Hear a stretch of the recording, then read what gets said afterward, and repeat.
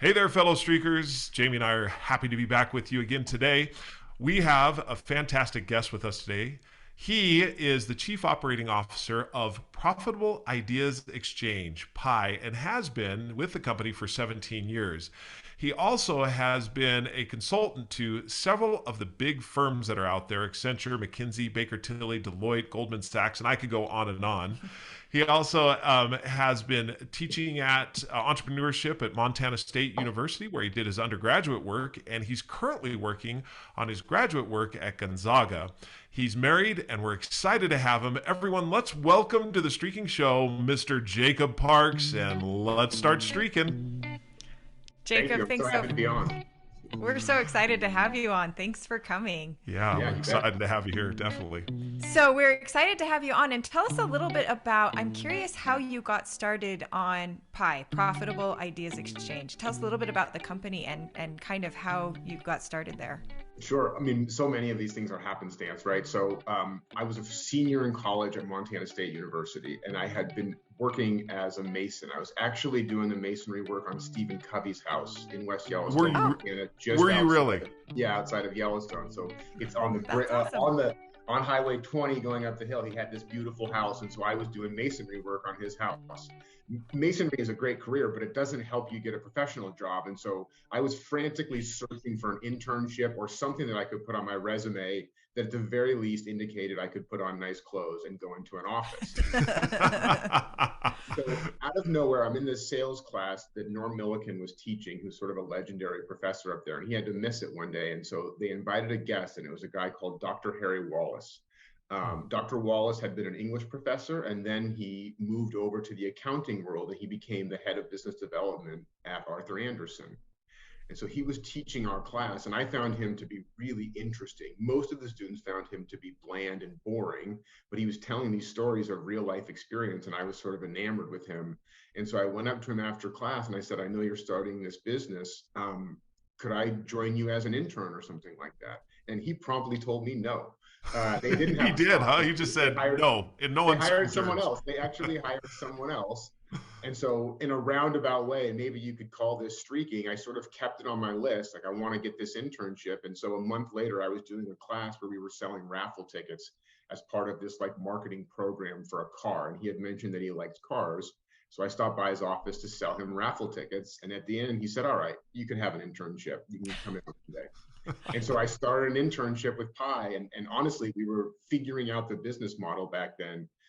It was less stress. We had less work, but we also had less compensation and Right. basically no health insurance. So trade-offs, I guess, right? Yes, Right, yes. exactly. It's we've talked about that before too. That when we were first starting one of our, well, when Jeff was first starting one of the companies, at the beginning it was so much fun and no money. Right. That's But exactly right. then as we got more money, it was a lot more stress and a little bit less of the fun. It's true. It's also like the beginning stages, the forming stages of a business are so exciting as you're figuring out the Yes. market, people, the structure, whatever you want to do. But you get to a certain point where you get into running a business, not starting a business, like deciding on vacation, talking with healthcare people, what are we going to do for 401k? And while that stuff creates a ton of value for employees, it doesn't interest me in the way that starting a business does. Right, Yeah, right. absolutely. So as you got into that, so let's back up just a little bit. How in the world did you get into masonry? What was that about? So I mean, I was just so it's yeah, it's a great question. I was in college, and I wanted to stay in Bozeman for the summer. I had traditionally I had a cousin who worked in corporate at Albertsons, and so anytime I went home, I would work for a few days at Albertsons, as I used to say, stacking fruit in the produce department. But I wanted to stay in Bozeman because I had made friends and I wanted to fish and do all the fun stuff in Bozeman. And so essentially, I just started applying for jobs. Back in those days, you applied for jobs in the paper. This was Yes. pre-monster.com days, even if you remember monster.com. Yes. And so Yes. I got a job with this masonry company, and I started out by being what they call a hod carrier, which is just a terminology for moving around the heavy stuff. And then eventually I Grunt sort of work. exactly very much grunt work, and I did well enough at the grunt work that I started to get to do some of the masonry, which I actually loved doing. Like in our careers, you don't finish the day and look and see, the 70 feet of wall you built. And Yes. there was something very fulfilling about looking down at the end of the day, the sun's coming down. It's like, yeah, we built that We wall did today. that. That feels Yep. pretty good. Yeah. Yeah. Do you still do masonry work today? Just out of Oh curiosity. no. Oh no. We have we talked earlier about my wife, but in my family, my father was a diesel mechanic. They're all awesome do-it-yourselfers, fix everything, and that just skipped a generation with me. Like they joke about every Christmas, my dad will give tools to me and then always snidely say, "Well, these are for Amy anyway, my wife," because they assume I can't use the tools. So no, I don't do any more masonry work out of that game. Totally. That's so Isn't good. that Does your great? wife use the tools? Is she one that loves Yeah, doing that? yeah, she That's does. so great. She fixes stuff, and yeah, yeah, she has a whole tool set that I'm not interested in opening. See, that's great. That's great. So as you have gone along, one of the things we like to ask is what's taken you on the route of success? I mean, you on all intents and purposes, you may not judge yourself as successful yet. You may look at yourself as there's different things, but on the outside looking in, you've had quite a bit of success in the sense that you've researched one book, which is How Clients Buy. You've written another book, Never Say Sell. You've had a lot of great success at Pi. What has driven you as you've gone from one success to the next? What are the things inside that you look at and say, you know what? This is what's taken me down that road. Yeah, you're right. I wouldn't consider myself successful. Um, and it's interesting, for right or for wrong, probably for wrong, I never had a grand plan in the way that some of my friends had a grand plan. I mean, I mentioned my dad was a diesel mechanic, so I think I was sort of brought into the world with a lot of work ethic. And so I sort of, got this job and started working on things that were interesting to me, and just kept plowing down that path. I will tell you, one of the things at Pi that I absolutely love that my boss, a guy called Tom McMakin, who I wrote the book with, does is he pulls people aside, particularly senior people, and he says, "What's one thing you want to do that's sort of not part of this business? Mm. What could we sort of fulfill in your life that's not necessarily going to create a ton of value for this business, but is going to keep you happy and thus is probably going to end up creating enduring value for us?" And so my thing was, I want to write a book. And so that's more related to the business, but he was like, we can do that. Like, let's set the process for doing that.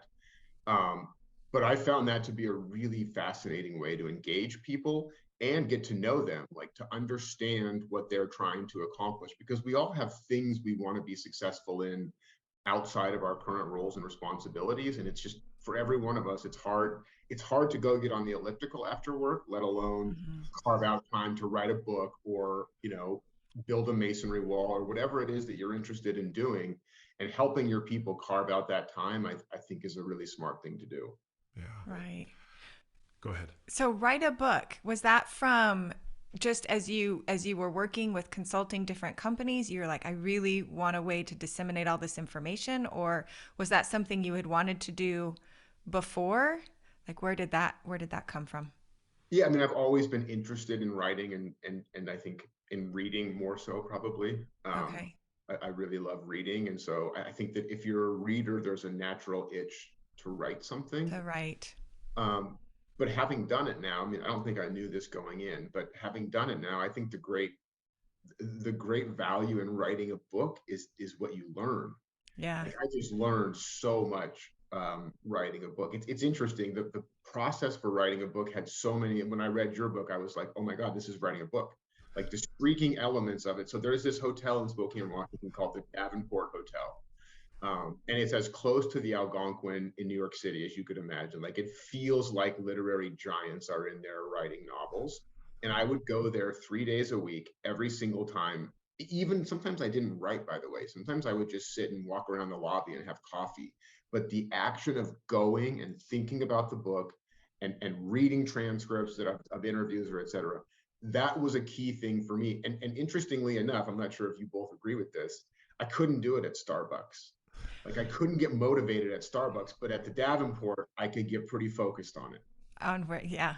That is so, I love that. I love that story. I love the idea. One of the things that we talk about when we talk about law number one, which is make it laughably simple, is that each person has to decide for themselves what their simple is.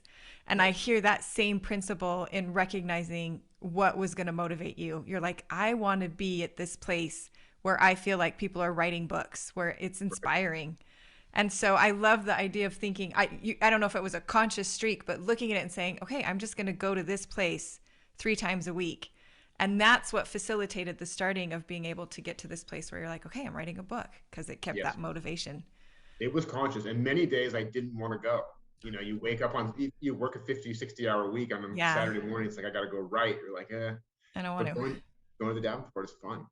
Yeah. That's really good. And to your point, exactly. So I didn't find inspiration at Starbucks, and neither did Jamie. A lot of times our inspiration was actually out while we were walking, and we would talk through the principles of what the book was and how it worked there. And that's another question I had for you, because you wrote it with Tom. Would you guys get together and talk about it on a weekly basis, or how would you guys collaborate with one another? So we talk about it nonstop. That's how we did it. We talked about it nonstop. And truthfully, one of the interesting things, I mean, we're both doing interviews and we're both prepping content. One of the things that I think was a best practice for us is anytime I was about to sit down to write, and this included Saturdays sometimes for Tom, I would call him up and I would be like, so I'm going to write about cross-selling. What do you know about this? And he would give me 5 or 6 things. And that was sort of the ending of the blank page there. And I know you know the feeling where you're just like, there's that little blinking cursor that's like, write something, you fool. It's like, I don't have anything to write. But if I have 5 or 6 things from Tom that he said, this is interesting, then the sentences sort of flow together. So that's how we collaborate. But I should mention, you all are in Utah, right? Yeah, that's correct. We are now. Yeah. We had the best in-house editing team you could ever have. We had 4 people on our team who have, degrees in writing or writing background that edited the book. I asked about Utah because when Tom and I did the book, we had this elaborate analogy of the pistes of skiing.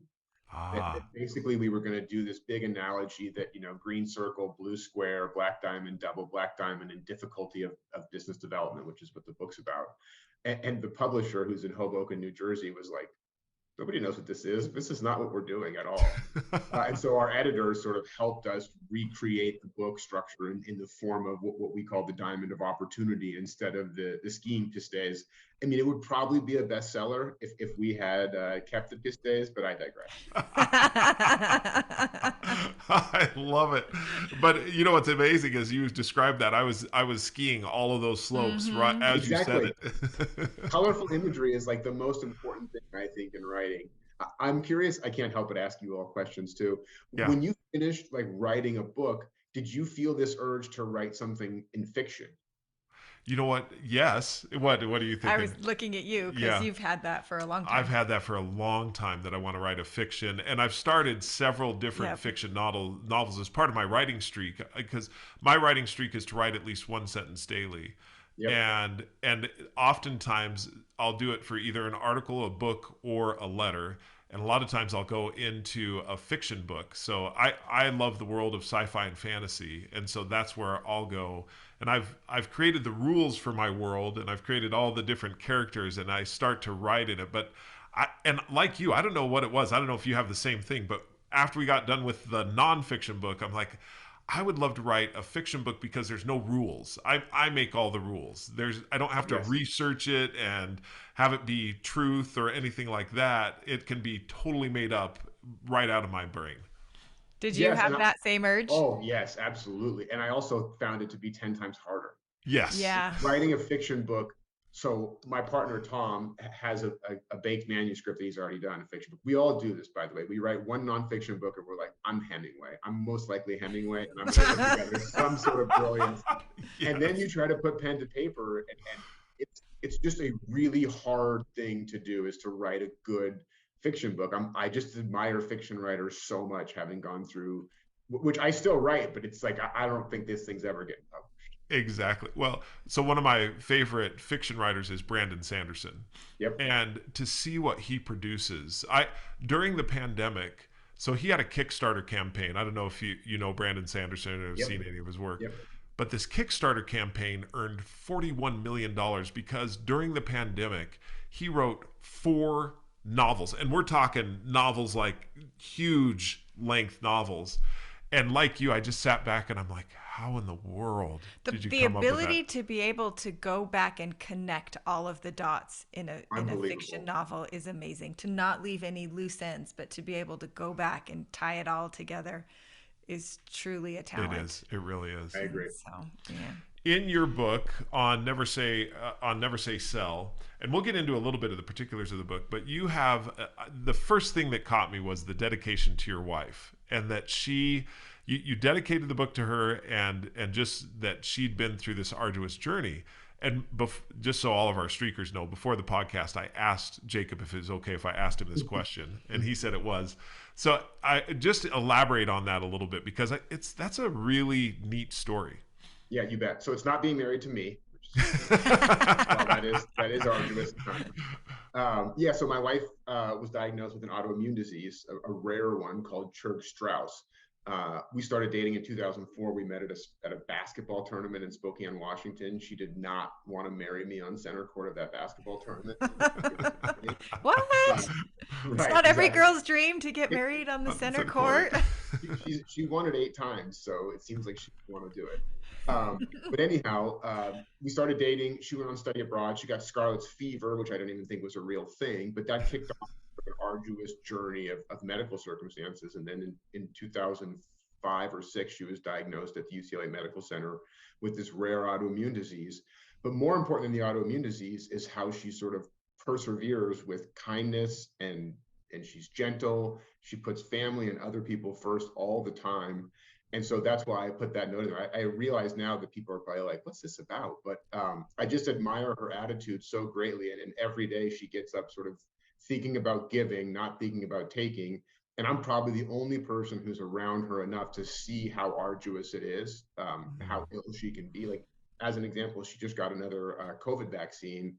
And like for us, it's like a sore arm. And for her, it's like 3 or 4 days of nausea and frustration. And so Oh, Oh, wow. to have her attitude is some streak, candidly. yeah, no kidding. Wow, that's amazing. So when you put that dedication in there, I mean, you think a little bit about the difficulty of writing a book, and that's like small in comparison to what she went through. Absolutely, 100%. I mean, I think about just like we all express the frustrations of our work and things happening, not the way we want. And she's sort of at home wishing she got the chance to have a career. And I try to keep that in mind when I, fly out. I work from home. When I fly out of my office, like, can you believe this happened? And she's like, it's not that big of a deal, man. I'm there. So you must have kind of gone through that process together. If she got, I'm like you, I'm like, I didn't know people still got scarlet fever. Was that what led to the autoimmune issue, or was there an underlying issue and that's why she was susceptible to scarlet fever? Underlying issue, I think. Okay. And some of that is, hard to know. Some of that, and it's I mean, she was in Italy, right? So it's like translated from Italian doctors who are like smoking cigarettes in the room. And it's just a different culture over there from a medical perspective. And so she, who knows exactly how it kind of came to be, if it was from something underlying from youth or what. Not really sure exactly how it happened. But the challenge of, you had mentioned that she was pretty athletic growing up, very athletic. So that challenge of then going to this place where you're constantly having to fight not feeling good. That's the one thing that we all what is that thing? As long as you've got your health. But if you don't have your health, you don't have, it's because it affects everything you do on a pretty consistent basis. And so as you've gone through that, how has that, because it sounds like you went through it together, if she got it before you were engaged, and then how has that strengthened your guys' relationship as you've kind of worked through that challenge together?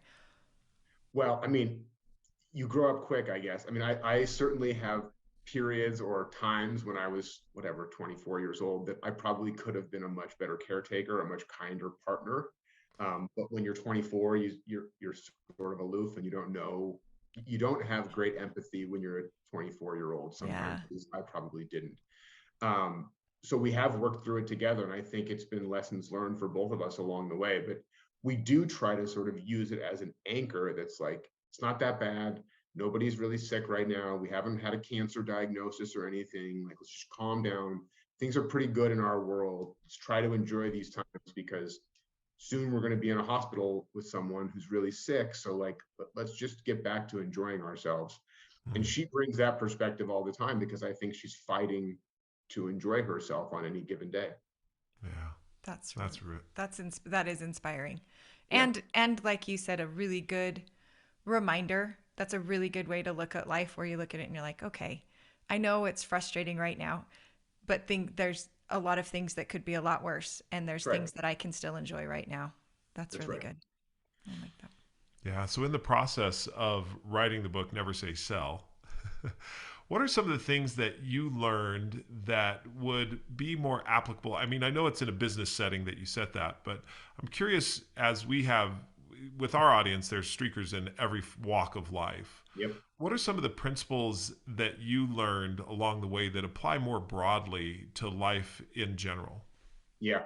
So I think, I'm not sure if we write about this or if I wrote about this someplace else, but we use this analogy for business development. And so for the streakers, business development is oftentimes in expert services a little bit of a euphemism for sales, for growing your business. And so the book is about business development.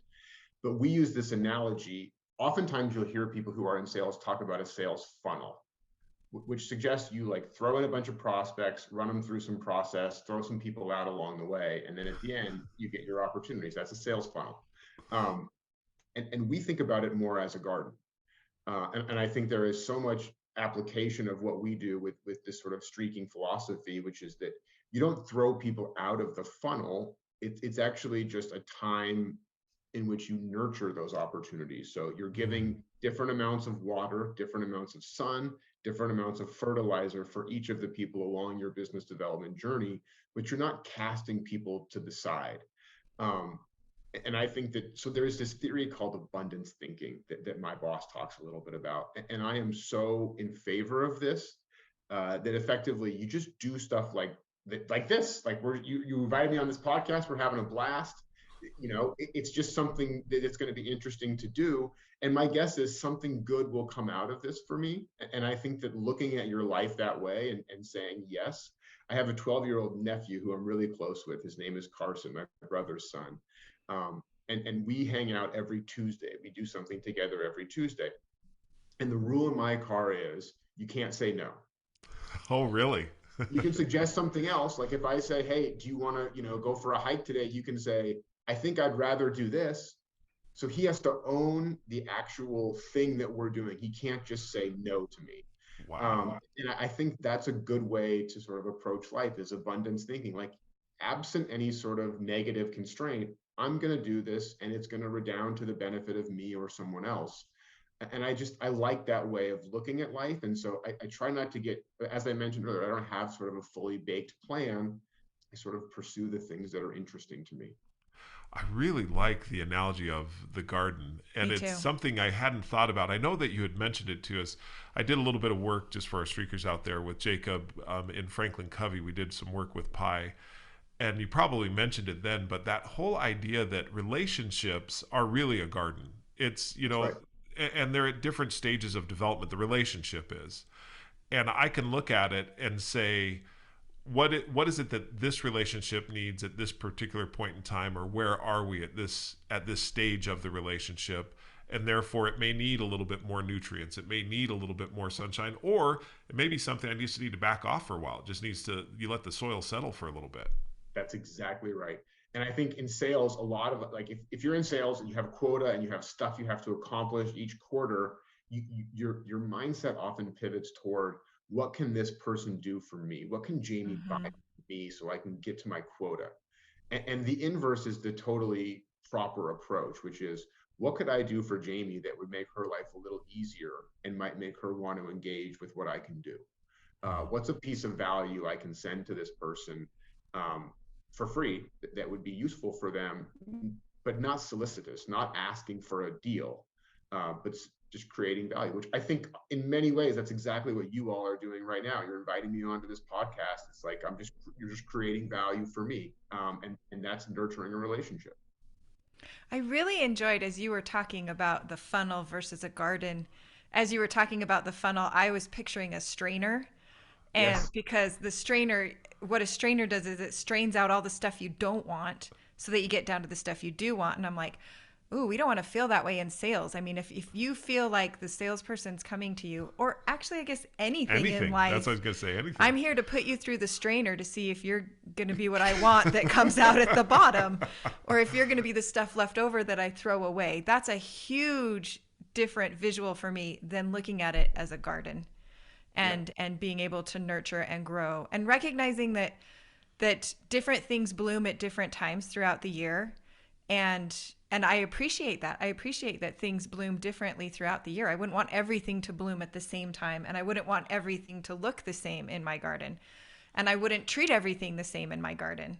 And so I really like that. And then I also think about the joy that a garden brings people, in the sense of, to me, that to me would be a lot more beneficial in a sales environment, that you are nurturing relationships and you are building value. I had a little bit of a thought too with streaking, and I don't know if this will tie in, so because I'm saying it right off the cuff. So if it doesn't make sense, then glimpse into the brain of Jami. But as I was thinking about streaking, I thought in a lot of ways it is a lot like nurturing a garden, in the sense that I can't pay the same amount of attention to everything when I do my streaks, but I don't want to ignore the things that are important to me. But there are definitely times where with my streaks, there's streaks that I'm doing that I'm just keeping them alive. There's not a huge amount of focused attention going towards them, because that focused attention may be going to something else that is important at that time. But by keeping that garden alive, by still watering it and nurturing it, there do come times that I start to notice, oh, I really want to pay attention to this particular streak, and I want to take it a little bit further. I want to do something more with it. And I love that because I've had the streak going, I'm able to one, notice that I want to do that, but also two, I feel like I have a place of starting that is more motivating than this place of guilt where I look at it and think, oh, I haven't been doing this thing at all. I've got to get started. Instead, I'm starting at this place where I'm thinking, oh, I've been doing this for a while, but I'm feeling inspired that I really need to focus more on this area of it. And I want to put more energy and more attention to it right now. And I love that. So I don't know if that's similar to that garden feeling, of being able to just nurture things, but not everything gets nurtured at the same volume or intensity or in the same way at the same time. Because truly that's not possible. And it's not really necessary. Or And helpful. so, go ahead. Yeah, I think it's not. I mean, so we use this analogy of some things in the garden are lettuce and some things in the garden are oak trees, and Yes. they require different levels of attention. An oak tree doesn't require much, but it might take a long time to grow. So simple streaks, a little bit at a time, that's an oak tree. But a Yes. lettuce is a relatively rapid event, right? You put it in the ground, you water it. I'm not a gardener, so I don't know how I'm going to make this Well, it analogy. grows faster than an oak tree. We know It grows that. faster than an oak tree. We know that. And so anyhow, like that's how we use that analogy to say some things you got to put a lot of time and attention to for quick return. Other things you need to just be there at the right time. There's a guy called Right. Dave LeBeau who we quote in the book, and he says he's talking to one of his big prospects. I think he was at EY at this time. And he said, I got this big deal with this client. And he said, why did we win that? We thought for sure those people were going to win it. And he said, you won it because there's a guy called Dave who's here when there's no work to be won. And that's just streaking, staying in touch with your customer, doing right by them. It's oak tree, right? You can't call them every day. That'd be annoying. Right. So Right. hanging around the hoop, being there to be helpful when there's an opportunity, that's streaking, and that wins you work in our world, especially. Yeah. Yeah. Great point there. I want to revisit. I want to keep going on this for a second, but I want to go back to the rule that you had in the car with your Yeah. nephew. That's going to be one we're going to visit in just a second. But I want to stay with this for just a second more, because it's somewhat, that thinking is opposed to a lot of the way that sales is done today, in the sense of the funnel and everything else. I mean, I know I'm in sales. I've done a lot of sales, and being able to cultivate the garden is almost 180 to the whole mentality of we got to get this done now. How do you combat that? What do you do to work with that 180, almost counterintuitive mindset? I mean, we all suffer from it. I mean, it's just a real thing. Like we have investors, we have people we have to satisfy. So like at the end of any given quarter, we're like, ooh, uh, we got to shake some trees. We're not going to let these apples fall off the tree. We're going to shake this tree. And I think you just have to do your best to not do that. And I think the second thing is, and this is always true, and I'm a Luddite, so this is not my wheelhouse, but the data sets you free. We Yeah. are so much more successful when we do it with the garden approach than when we try to cold call people and win deals quickly. It just doesn't work. Um, there was an was a boxer or someone who said one time like everybody's got a plan until they get punched. Mike Tyson. Yes. Mike Tyson. And That was so it. that's sort of how we approach it, is like you sort of have a plan, but there's a lot of twists and turns along the way that you should be ready for. Going in and just executing against your predetermined plan doesn't ever work in business development, in my experience. Every now and again, you can grab something off the tree, but it's just, and also like, so there's another thing in how clients buy it that I think it does go to planning that I really like for this, that we call shrink the pond and narrow cast, which can be a little scary as a salesperson, but it's effectively ask yourself, who do I have the right to work with? And it's actually not that many people. We did an interview with the CEO of McKinsey for the book, and he said, somewhat degradingly, in my world, there's about 250 relationships that move the needle for me. And if I nurture those relationships, I'm going to have a ton of success. And he said, for someone like you, it's probably 50. And I think it's really, he's right though. Like if you understand who you want to serve, it's easier to sort of nurture your garden than if you think you're growing palm trees and winter plants at the same time.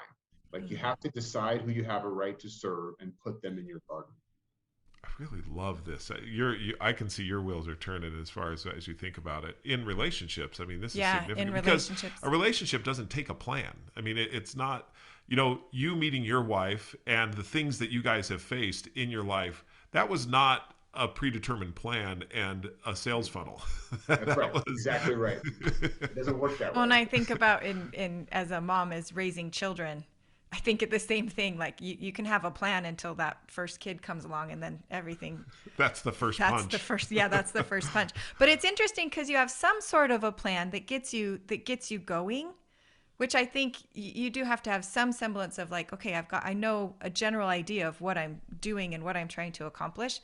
But what I hear you saying is probably the truth with anything is that you are working with people and people don't fit into plans all the time. And so you've got to be able to understand which people you're going to be working the best with and how to work the best with them and not to as you were talking about, what was it? Narrow the pond, Shrink the pond shrink and the narrow the cast. pond and narrow the cast. And Yep. so understanding where you're going to be putting your time valuably, which is really good. Yeah. And I'm glad you answered that question because thinking about it from sales, what I heard is because sales, I mean, when it comes down to it, you have to meet numbers. If you're not selling anything, you're not going to keep your job. No. And so so that's a part of it. But what I hear you saying is there's a short-term way of doing this where you're just like all that matters is the number. And you may get that number for a little while, but it's not going to necessarily be a sustainable and effective way to continue getting numbers. You're going to have to look at the long term of building those relationships. And so that's what I heard. Yeah. We do a certain exercise in our planning where we say, if you had to sell something in 60 days, who would you call? It's always current clients. Yes. And if you had to build the plan for this business for the next 3 years, what would you do methodically? And it's a good way to set your strategy. Like if we lost a big client, we needed sales, what would we do? That's what we do. And as we go forward and build the business the way we want to with some semblance of a plan, this is what we're going to do. I sort of like that question for people. I do too. And that's where Streakin comes in. What would you do methodically? Yeah. Because that's what we talk a lot about is what are you going to do every day, every week, every month? And that's where a streak comes in. And the streak asks the question differently is how many days in a row or how many months in a row or how many weeks in a row can you do this thing so that you challenge yourself in a way that I'm doing the things that are going to be beneficial for either my clients, myself, whatever it is, and I'm doing them consecutively and consistently. Yep. Which, which really the thing that I've learned from doing that is your questions are different and your answers are different when you've been doing something consistently than they are when you're theoretically thinking about doing it consistently or when you've been not consistent at all. So I do feel like there's a huge amount as you start doing something consistently, the questions that you're asking and the answers that you're getting when you have, like you had said, the data of being like, okay, I have been doing this consistently, it changes that so that you're getting better questions and better answers. That's right.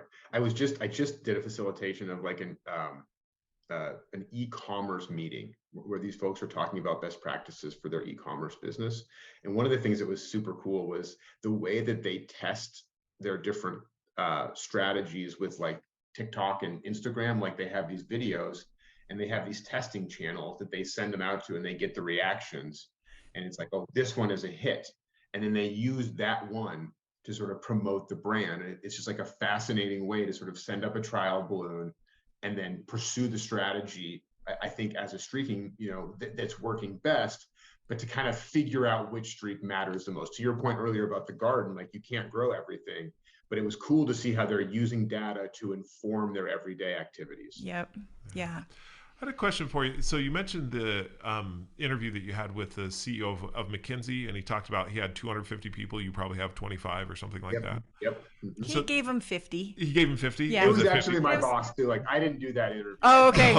The boss got 50. What I'm curious about is how do you know which 50 or how do you know which 250? Did you guys get into that at all as far as what? Yeah, so for the person at McKinsey, I think it's clear, right? It's the Fortune 300 CEOs. That's who they serve. It's like McKinsey's McKinsey, right? They get relationships with the most senior people. But I do think for any of us in our businesses, it's a good exercise to go, who are our current clients? What are the characteristics of our current clients in size, in industry, in personnel, and sort of building a strategy for connecting with people who are close to that. You can't work for Sal's Pizza and then expect to sort of win the Domino's account. Like those are different beasts. And you have a right to serve one and you don't have a right to serve the other. And I think one of the things that we see, because we serve a lot of people who are spinning out and starting their own consulting business, is they come from a big firm and the answer is we can do anything. Like you want an IT integration, we got it. You want a strategy project, we got it. But when you start your own firm, it's actually the inverse. You need to do one thing really, really well to get a foothold in the market, and then you can expand from there. But a single practitioner who can do everything, nobody really believes that. Yeah, right. No one does. So which begs the next question: how do you start leveling up? You know what I mean? How do you level up to where you are if you wanted to be, if that was your goal to be a McKinsey? How do I level up to that if that's where I want to go? I mean, not to plug your book, but it's methodically doing the right things every day. And I didn't set it up that way, just so you know. Literally just marching up the ladder of people that you can serve and adding capabilities along the way. But I think I would probably just put emphasis on serving your current clients really well. We have this sort of diamond of opportunity in the book, and it's like all these different ways that you can grow your business with your current accounts, right? And one of the things that's the very bottom, the easiest lever of the diamond, we call do good work, because good work begets more work. So I would put emphasis on just do an absolute home run job for the clients you have, and move from there. Yeah. I think about that also in just going a little bit more broadly, do good work, do good things, serve in a way that is significant and will add value to other people's lives as you do in business or anything else. And that good work you'll continue to level up. So you could, I was thinking about how you would do a streak around that. So do good work. If you were to have a list, these are all of my current clients, and your streak was, I'm going to review that list, just look through it each day and ask myself the question, is there anything that I can do for these people today? That's really good. Like that would just be the streak. At least review at least one client a day and ask, what can I do for them? What can I add value? I mean, let's test it against the expert here. I mean, I love that. I think that's a great idea. Yeah. I mean, it just sounds obvious, I think, to the three of us, but I think that's a pretty novel concept. I mean, I don't think that people have that framing. The framing is the opposite. What can I do to sell these people something and get my quarterly number or whatever it is? Right. But the idea of just waking up and saying, how can I make their life a little better is smart. And I also would encourage people who are serving clients or doing stuff in the community or whatever, is to drill down to how it impacts the individual you're working with, not just the company. Because those motivations are strong and they influence how decisions are made at companies. And I think we often overlook the career hopes and dreams of an individual, or the fact that that person needs to spend a little more time with family, that they're overworked right now. All of those things are often overlooked in the grand scheme of serving clients. And I think they're more important than people realize. I'm really glad you said that, because I feel like that's one of the antidotes to a lot of the ills that are currently in our society. I'm going global now. But not global, but Jeff always teases me about that. That's why I said that.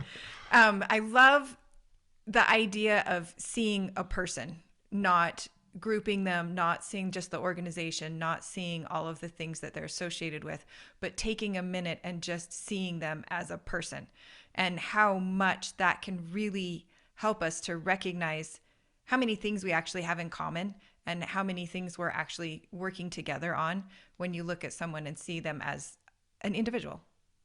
And Yep. so Don't I give your love clients a that. personality. Yeah. Yeah. Or your church or your city council or whatever. Anything. There's individuals on all of those. Yes. And it really is something I think we have to fight with all of the technology changes that we've had and our access to social media and the constant news sources, of being able to look into things and think all of these are people, like individual people with lives and desires and personalities, and it changes the way that you approach things. And so I love that you say that same thing, that same approach will make changes in a sales environment where you're like, this is still a person and Right. with a life outside of my association with them.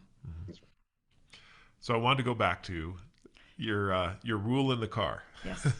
Can't say no. Can't say no. That is but one of the things that you added to it that I hadn't thought about was you can make a different suggestion. Yeah. You just can't say no. So it's either that one or that one. Where did that come from? Yeah, And where what was the genesis of that whole thing? Too many no's. That was- Without a suggestion. I mean, I've been spending time with, his name's Carson, he's 12 now, for 12 years. And I spend time with his sisters as well. And so it's like, you pick them up in the car. It's like, so it's Tuesday afternoon. Do you want to go hiking? No. No. You want to go down to the park and, walk around Riverfront Park? No. No. What would you want to do? I don't know.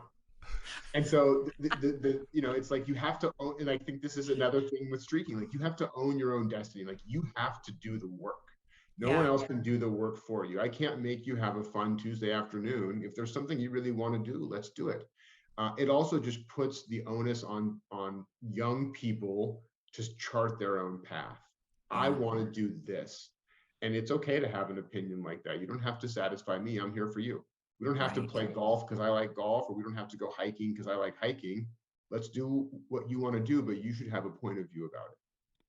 So when you came up with that, as far as you think through that, having the alternate suggestion, I mean, was it, I know it was too many no's, but there had to be a moment, like that light bulb moment where you're like, I'm not going to do no's anymore. We got to have something different. Yes. I mean, we had, yes, we had, and it had just, we had redounded to too many, like, on some level, he was taking me through a decision tree, it seemed like, to get to what he wanted, which was like oftentimes going to the arcade, which I rarely allow him to do, only after good grades or something. He's basically just walking me through a decision tree of where he wants to get. And it always ended up at the same place, the trampoline park or the arcade. And we got to go outside and hike some days, and we got to do other things. And so I got frustrated with the decision tree over time, and was like, fine, you have to have something that you want to do. And for whatever reason, he feels too sheepish to be like, take me to the arcade. So he has better suggestions usually. That is so great. I love it. What a fun process. Why didn't I find this out when our children were first born? I mean, we have 7 children, and now I'm down to the last 2. I'm going to do this. I know. And it's great to look at it and be like, look, you've got to own this. And I also think it teaches them, It is so easy to just be like, no, no, no. And there is a principle about being able to say no and then not give any suggestions back. It's the most frustrating thing in the world. It's like, well, I'm coming up with all the ideas here. Throw me a bone, do something. And so teaching them in this way, that principle of you can say no, but not just no. You have to come up with something, but you've got to add a solution to this situation. You can't just say no and wait for everyone else to come up with the solution that fits what you want to do. That's right. I mean, I was a latchkey kid, and I think we've done a lot to create safety for our children, and rightfully so. I think it's a good thing. But these kinds of activities encourage them to chart their own path in the way that I used to have to figure out what I was going to do all afternoon until my parents got home because I left my key at home for the Yes. 5th time in a row. There's a streak for you, leaving my keys at home. I did that all the time as a kid. I'll just sit here on the porch and wait for someone to come home. I did that many times, as you can imagine. But if we can invite our young people to own their own path without putting them in any additional risk, then I'm all for it. Right. Absolutely. Go ahead. Well, so one other thing on this. You go. The other thing that it does, I was thinking the other side of it. If he makes a suggestion that you don't want to do, the onus is on you to come up with something as well. I mean, because the rule applies both ways. Of course it does. Yes, and that's gotten me before. Because he'll be like, trampoline park, and I'm like, dude, I'm over 40. I'm not sure I want to go to the trampoline park. That used to be fun, not quite so much. Great when I was 25 when you weren't alive, but not anymore. Yeah. That is so good. I'm sorry. I'm picturing the trampoline park and just looking at, after 7 children, I'm like, yeah, I can't even look at a trampoline anymore. But there is something of value to, there is a part where I'm like, yes, you should go do that while you still can. Like you should go jump and do those flips. Enjoy that. You're right. I agree with that. Because it does go away and then it's not the same. Oh, that's awesome. Did you have another thing that you that wanted to ask about? So the other thing, so in writing the book, and as we come up on time here, which this has just been exhilarating. Super we have to fun. do it again. Thank you. Yeah. But what are in your career now? So you're chief operations officer. You consult a lot of different clients. You work with a lot of different clients. What are some of the things that you find exhilarating today that you really enjoy? I mean, I always have enjoyed probably the same thing, which is engaging with the people and asking people questions. So I did all the interviews for How Clients Buy, and I did the interviews for Never Say Sell for the most part, and I've signed up to write another book. No title yet, but that I'm working on with a new gentleman who's the chairman of our board now. He used to be a McKinsey partner, so we're going to write another book together. And I can't wait to dig into the interviews, ask people questions, because again, going back to abundance thinking, it's how we come across new solutions. It's how we come across new services, is just asking people a bunch of questions about what their pain points are. And I enjoy that part way more than the writing. I like the writing. I hate the structure. Structuring a book is really hard for me because I want to pull on every string I can pull on. And you shouldn't do that. You should have a structure in mind and like have a process. But I really just enjoy, when we train people to do these interviews, I call them recliner interviews. So I always tell people, get away from your desk, get a recliner if you have one, put your notes away because we're going to record this thing, and ask questions that you think are interesting and invite them to tell stories. Other interviews can be methodical and sort of structured. And if you start reading through questions, I know you both know this, to do a book interview, what you're going to get are short answers that are completely useless. You're going to go to your quotes when you start writing, and you're going to have a bunch of yeses and uh-huhs, and you're going to go, that's not so quotable. Not helpful. Yeah. And so you want to invite them. Tell me I remember asking this person who I'm writing this new book with, tell me the wildest thing you've ever done to meet a prospect. And he goes, one time when I was young in my career, I couldn't get a hold of this person. And so I went to the parking lot of their office building, and I sat in my car and waited for him to show up.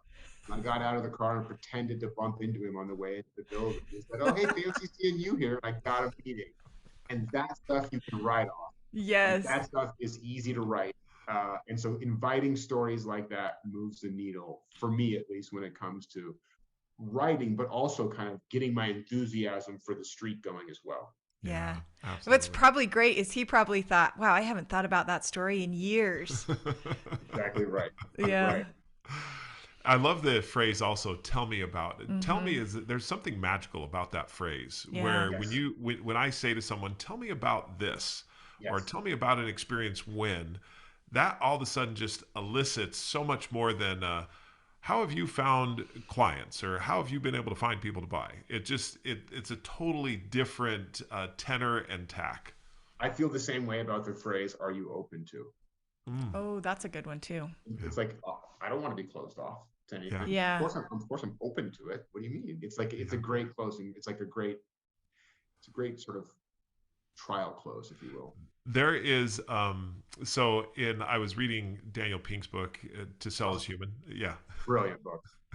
And in there, he referenced he suggested a book to read, which is Improv for Theater. I don't know if you've read that. Yes, I have. Oh, And yeah. in there, accept versus block, that Yes. whole principle, accept versus block, has changed my life. It's changed our family's life. Yeah, it It's really become has. something now that you're blocking. Yeah, Let's you're accept. blocking. It's like, this is improv, and we have to accept. We It's have to almost like the accept same thing in all the of car. it. We accept it, and okay, I'm going to consider that. I'm going to think about it. I'm going to improv with you. Yeah. That's right. That's exactly right. I love that. So, That's a great book too. well, this has been a fantastic conversation. Jacob, thank you for joining us today. Yes, thank you. We've really enjoyed it. Thank you also for what you've said regarding streaking. We love your books. Never Say Sell is written by Tom and Jacob. And if you want to get it, you can get it at Amazon or anywhere books are sold. You can also get How Clients Buy, which I really enjoyed that book as well, which Jacob did a lot of the interview work for. And then obviously he's got his third book that's coming up. Jacob, is there anywhere else that you'd have people reach out to you or that they can contact you? Just on LinkedIn. Just on Okay. LinkedIn. Yep. Awesome. That'd be great.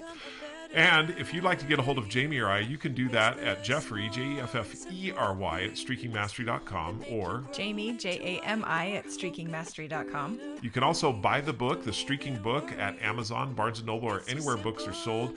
And you can download the Streaking app, which is the social media app for self-improvement. And it's something that you will be absolutely mesmerized by as you see people complete streaks and improve themselves one streak at a time. Well, until we talk again next time. Keep streaking. Thank you very much. A better you.